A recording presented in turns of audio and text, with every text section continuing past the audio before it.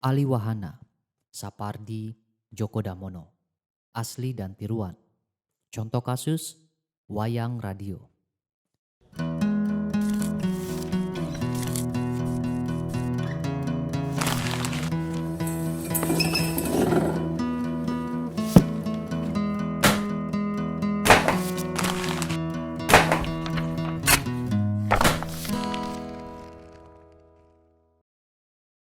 Ada beberapa hal khusus yang perlu diketahui berkenaan dengan penyelenggaraan siaran radio dalam kaitannya dengan jenis-jenis teater tradisional lain. Pada tahun 1991, Mardianto mengungkapkan data yang penting untuk memahami peran radio dalam penayangan wayang, sandiwara, dan pembacaan buku di Yogyakarta. Sejak tahun 1958, RRI Jogja telah menyelenggarakan siaran wayang kulit, antara lain berupa siaran langsung dari Sasana Hinggil, bagian dari Keraton Kesultanan. Di samping itu, siaran rutin diselenggarakan setiap minggu dengan kaset. RRI Yogyakarta juga bersedia menyelenggarakan siaran wayang kulit langsung kalau diminta, dengan syarat dibiayai oleh perseorangan atau instansi tertentu karena siaran di luar studio memerlukan kru penyelenggaraan siaran. Untuk memberi tempat bagi berbagai aliran agama yang ada, RRI Jogja menayangkan wayang kulit keagamaan. Setiap hari raya Islam diselenggarakan siaran yang berkaitan dengan agama Islam. RRI Yogyakarta juga menyediakan waktu untuk acara wayang kulit dengan tema agama Kristen yang dibagi dua, yakni Katolik yang dikenal sebagai wayang perjanjian dan Protestan yang dikenal sebagai wayang wahyu. Data ini juga menunjukkan bahwa sumber tidak hanya tunduk pada hasil teknologi radio, tetapi juga ideologi atau niat yang mendasari proses aliwahananya. Di samping kegiatan keagamaan, disiarkan juga siaran wayang yang disponsori oleh sejumlah perusahaan, terutama pabrik jamu seperti Hanson Pharma dan Contrex. Wayang dengan demikian telah berkali-kali berubah wahananya. Kisah-kisah yang bermula dari kitab klasik itu turun jadi tontonan yang menggunakan lembaran kertas atau kain bergambar. Kemudian menggunakan boneka dan kelir. Mula-mula sekali tontonan itu disaksikan dari sisi kelir dalam wujud bayangan atau bayangan boneka yang dimainkan dalang dari balik kelir. Kemudian penonton mengambil tempat di belakang dalang sehingga yang ditonton adalah dalang dan boneka yang dimainkannya. Selanjutnya, wayang hanya berwujud bunyi saja kalau disiarkan lewat radio. Ada beberapa hal yang penting dicatat dalam pengalihan wahana itu. Dalam wayang, dikenal pengelompokan boneka wayang jadi dua sisi, kanan dan kiri. Kanan terdiri atas tokoh-tokoh putih atau baik, kiri berasal dari tokoh-tokoh hitam atau jahat.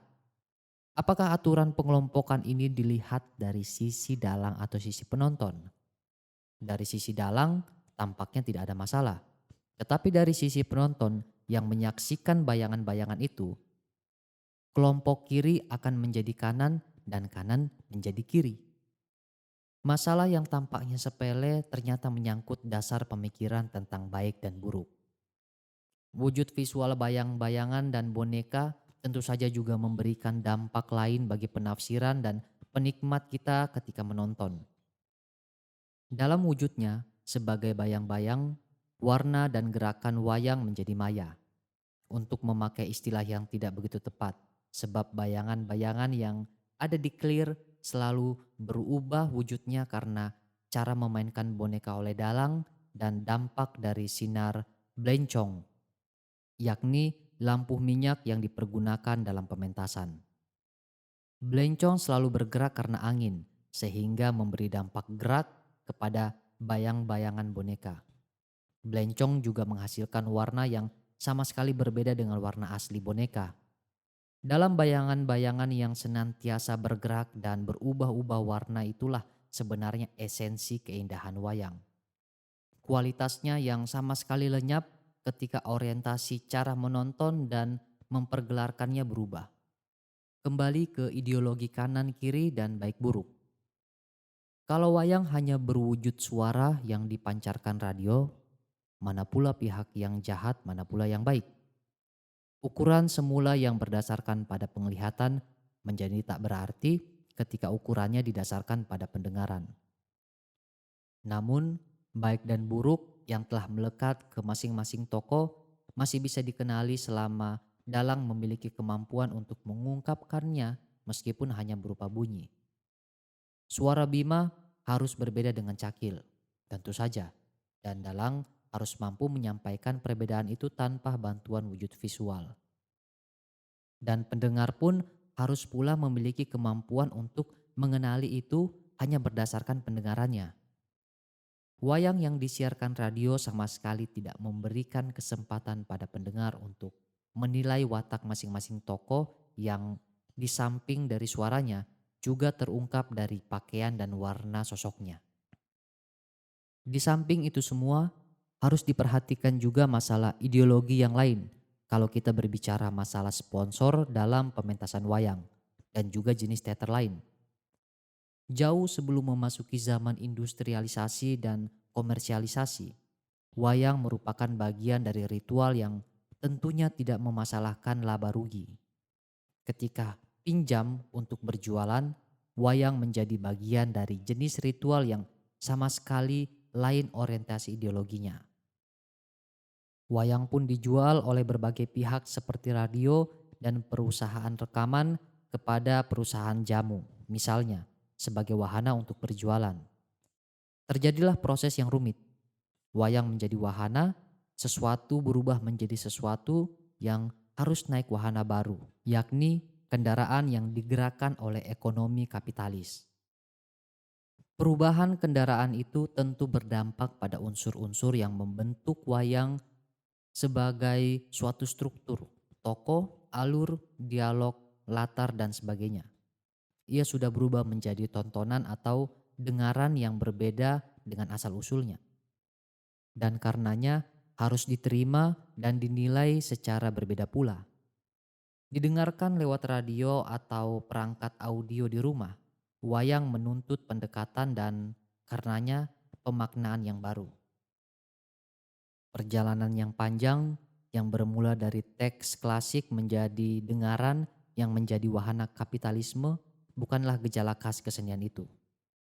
Hampir semua jenis kesenian menjalani proses serupa dengan strategi dan dampak yang berlain-lainan.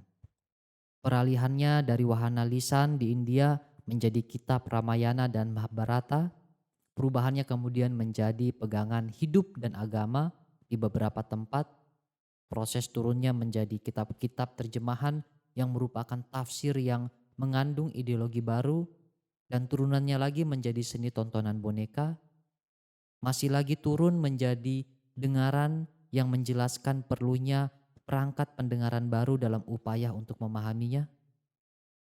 Salah satu dampak sangat penting dari beralihnya wahana yang terus-menerus itu adalah tumbuhnya kreativitas untuk melahirkan kisah-kisah baru yang sedikit banyak bersumber pada yang sebelumnya atau yang sudah ada.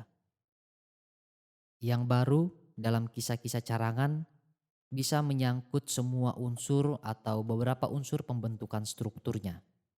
Tokoh yang lama diganti atau ditambah dengan yang baru. Alurnya diarahkan ke sasaran lain, latarnya digeser agar bisa menampung kisah dan tokohnya. Semua itu merupakan proses yang akan terus berlangsung demi keberlangsungan hidupnya, yang tergantung sepenuhnya pada habitatnya yang baru. Orang Jawa yang menonton wayang kulit yang dimainkan oleh dalang masa kini tidak akan bisa menemukan lagi pegangan hidup atau apapun namanya yang semulanya menjadi alasan utama penciptaannya. Kita menonton wayang kulit lebih karena pertimbangan siapa dalang dan pesindennya, tinimbang lakon dan amanatnya.